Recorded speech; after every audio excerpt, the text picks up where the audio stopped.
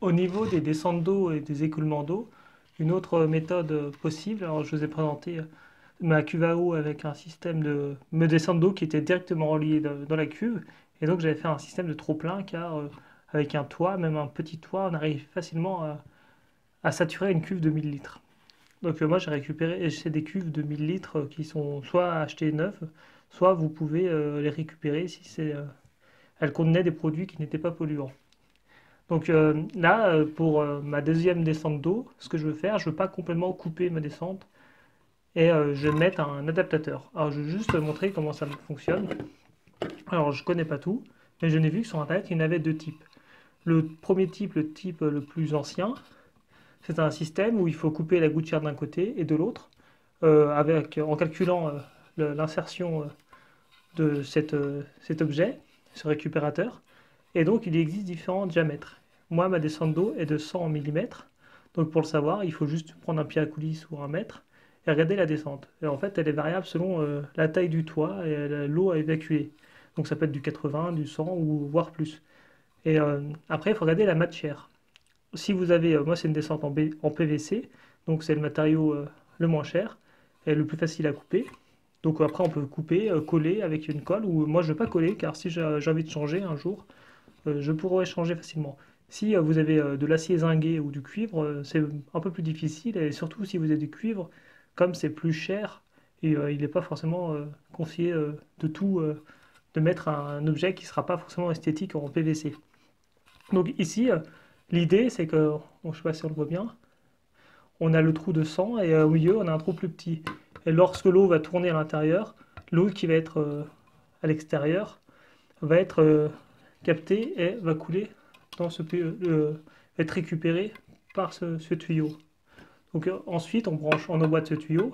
Donc des tuyaux de cette taille là, on peut les trouver dans le rayon WC ou dans les rayons aussi pour les toits.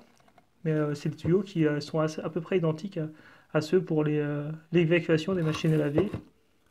Donc à la fin, il y a juste un système de bouchons qu'on pourra régler selon le débit souhaité et qu'on pourra fermer. Et ça renverra l'eau dans la descente. Donc le reste de l'eau sera évacué dans le réseau d'eau pluviale ou selon les cas des communes, il faut regarder.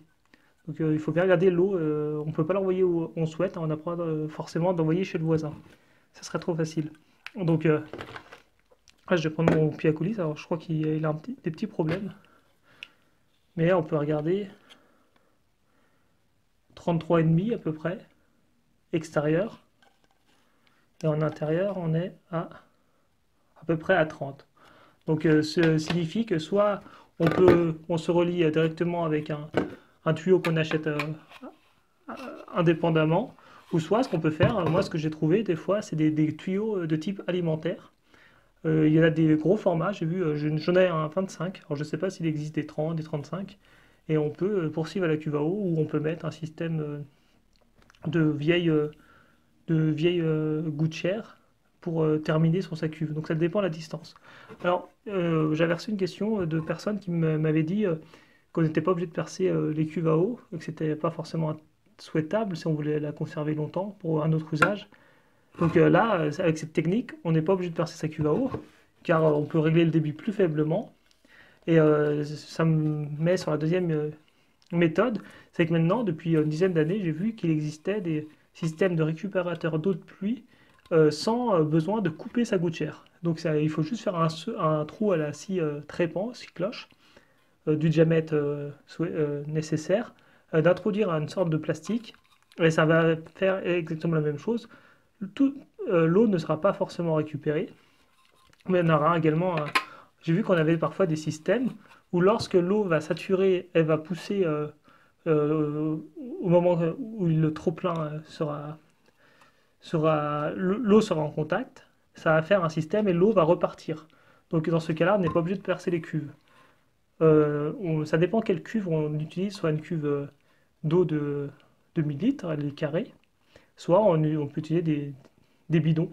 Et dans les bidons, il faudra, dans certains cas, obligatoirement que l'eau soit en contact pour qu'elle fasse pression et faire partir l'eau. Donc on pourrait penser que l'eau n'est pas toute récupérée, mais en fait, c'est pas forcément le but. Les quantités sont tellement importantes que normalement, si vous avez une toiture d'une maison, vous allez remplir une cuve avec une pluie de 10 ou 20 mm, votre cuve va être quasiment pleine. Donc, il y a autre chose aussi à voir, c'est que l'autre chose à voir, c'est que moi, j'ai opté pour ce modèle, car ça m'a coûté 10 euros sur Internet, je l'ai acheté. Alors que j'ai regardé au début, j'étais intéressé pour des modèles où sans percer, sans couper la descente d'eau. Et ces modèles-là commencent à 30, 40, jusqu'à 60 euros selon les marques. Alors peut-être qu'il y a des brevets, peut-être que c'est plus recherché. Mais moi, je vais déjà opter pour ce modèle-là. Donc après, il y a d'autres choses, d'autres points à regarder avec un récupérateur d'eau, de pluie. Alors, premier point, c'est est-ce que vous allez récupérer des feuilles? Donc si vous avez des arbres à côté, c'est une toiture basse, vous allez avoir des impuretés, des feuilles qui peuvent boucher ou gêner. Alors, parfois, c'est nécessaire de nettoyer ou il existe maintenant des filtres qui se mettent sur les gouttières ou des filtres qui se mettent au niveau du passage de la cuve à eau. Donc ça va être très important, par exemple, si vous utilisez une pompe à eau, ou un arrosoir, on peut boucher son arrosoir ou on peut abîmer sa pompe. Donc c'est pour ça que certaines pompes sont équipées de systèmes de filtres. Donc j'ai montré ma pompe avec au niveau du tuyau d'aspiration. Donc il y a le premier point à voir, c'est les feuilles, les impuretés. Et deuxième point à voir, c'est l'hiver. Alors généralement l'hiver, on va moins récupérer l'eau, déjà car ça dépend si c'est pour l'usage sanitaire pour un WC ou c'est un usage de jardin. Mais au niveau du jardin, on ne va pas récupérer l'eau, car premièrement, on a peu de culture, on a peu d'évaporation, donc faible demande en eau. Et troisièmement, car l'eau qui va être récupérée va vite geler. Et donc si elle gèle dans les bidons, dans les conduits, elle peut faire éclater certains tuyaux et abîmer les robinets. Donc le mieux, moi, ce que je fais, c'est l'hiver, je laisse mes robinets ouverts et j'envoie toute l'eau des cuves à l'eau pluviale. Donc on n'a pas forcément à se soucier de ça dans le cas de eau enterrée, de cuves enterrées, notamment pour les WC, car à partir d'une certaine profondeur, il y aura une isolation et l'eau ne va pas geler. Donc c'est ça à voir. Et donc on peut par exemple l'hiver mettre en position fermée son robinet. Donc j'essaierai de mettre sur ce système, donc c'est le système le plus simple. Donc je les ai trouvés en PVC, je ne sais pas si ça existe en autre catégorie, mais je pense que ça se trouve qu'en PVC. Et donc je vous dirai si ça tout fonctionne. Et peut-être dans une deuxième partie, je vous présenterai sur Internet les systèmes qui existent sans couper sa descente d'eau. Voilà pour cet récupérateur d'eau en 100 mm.